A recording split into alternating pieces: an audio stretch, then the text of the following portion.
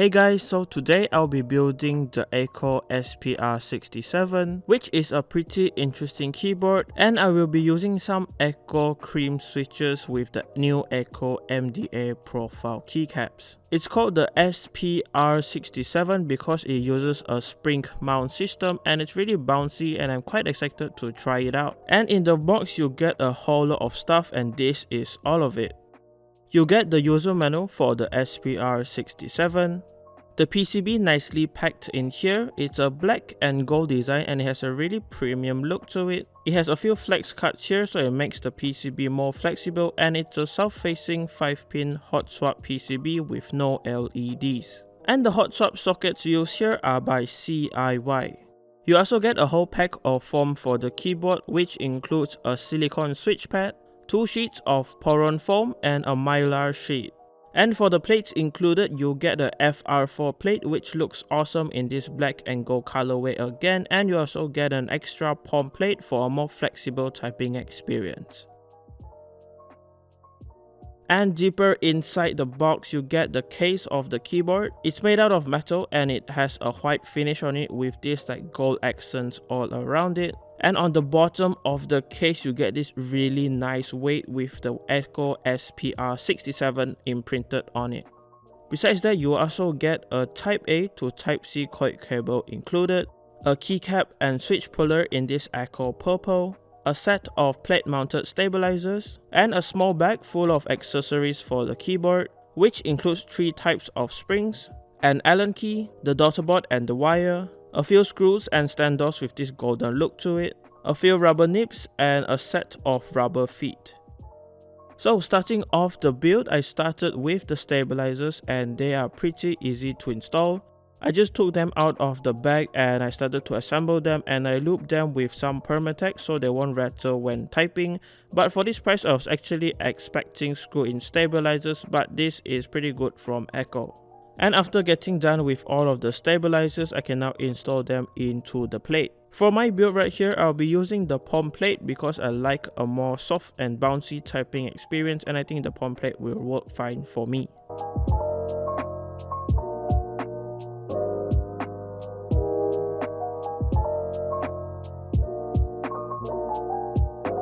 The next step is now to prepare the PCB. So I installed the silicone switch pad on top and added another layer of Poron foam, which is already pre-cut on top of that. After that, I just placed the palm plate with the steps onto it to finish this plate and PCB sandwich. Before installing the switches, I made sure that the holes on the foam all lined up with the PCB so I won't face any problems when installing the switches. And the switches I'll be using here are the Akko V3 cream yellow switches. They come in a box of 45 and they are packed really nicely. And as for their design, they have a translucent top housing for RGB to shine through, and from the bottom we can see that it's 3-pin hot swap. They are a linear type switch and they have an operating force of around 50 grams and they feel really smooth out of the box.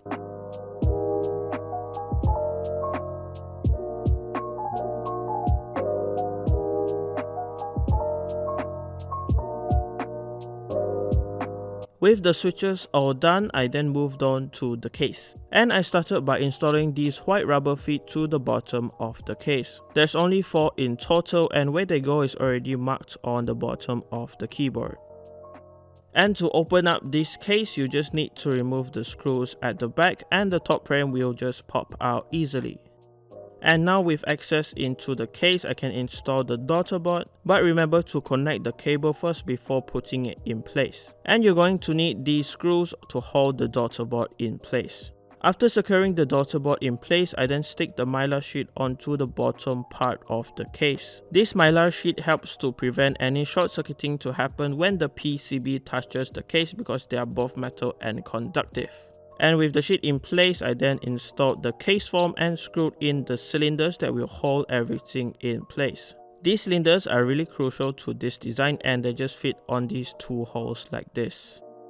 For the springs, I opted for the middle range, which are the 170 gram springs here. And they just pop into place at all of their standoffs. You just have to push them down and there will be a popping sound like they clip in.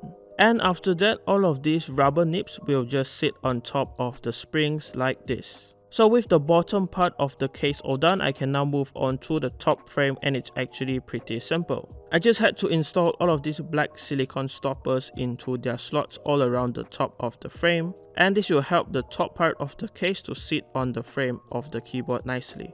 And that should be it. The PCB can now be plugged into the daughter board, and the plate and the PCB will sit on the nips on the springs. And the two cylinders will basically just hold everything in place so it won't move around. With everything secured and nicely placed, I can now put on the top frame and just screw everything back together.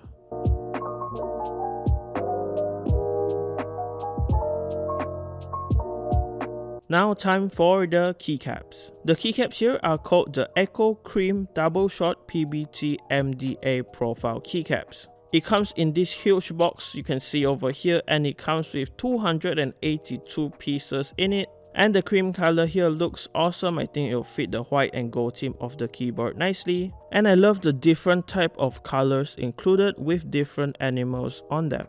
The double shot PBT here is also really nice and thick in my opinion. No complaints from me about the quality of these keycaps. These keycaps also feel great, and I did play around with the colors after installing them to make them look better.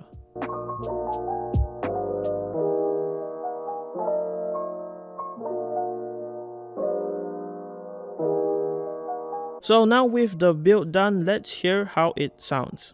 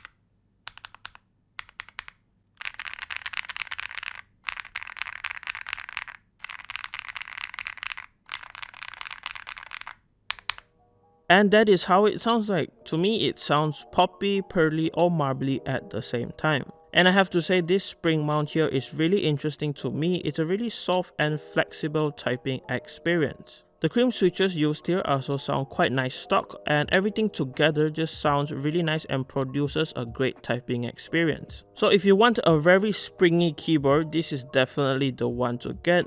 Plus, you can also customize it and choose what springs you want to use, or you want to use the FR4 plate instead of the palm plate. So from using it for the past few days, I would say overall the build quality here is nice, and it's great to see Akko trying out new things. And everything in this video will be linked down below, and thanks to Akko for sending me this kit for me to review.